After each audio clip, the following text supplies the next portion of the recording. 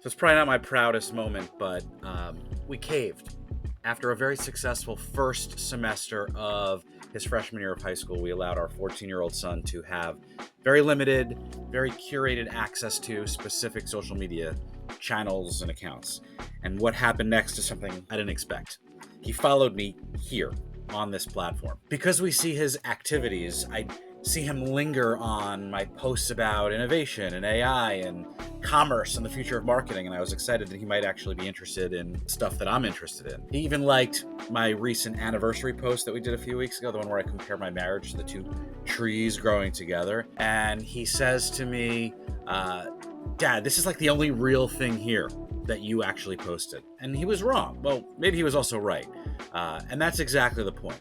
Work-life balance isn't about a perfect separation. It's about authenticity bleeding through both sides, because the person who crushes it at work and the person teaching their kid how to fly a drone are the same human being. Now, I talk a lot about AI and AI replacing jobs and creators becoming ecosystems and measurement being a pulse check. But the real measurement is whether my kid sees consistency between the guy on social media and the guy who makes pancakes for him every Sunday morning. And my wife is not on LinkedIn. She's too busy doing actual important work. And my kids barely understand what a CMO does, but I want them to understand this. So if you're watching, Dad shows up the same way everywhere. Professionally, we talk about contextual continuity and communicating clearly across channels.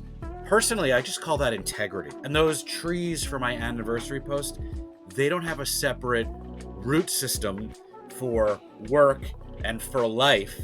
They grow from the same soil, reaching towards the same sky, becoming something impossible to separate. That's not balance, that's integration. So when your son can scroll through your professional feed and find the real you, that's when you know you're doing something right. Because being good at work starts with being good at home. And if a good brand is about how you make people feel, the same is true for how you show up everywhere else. So my son was right about one thing, though. That anniversary post was definitely real.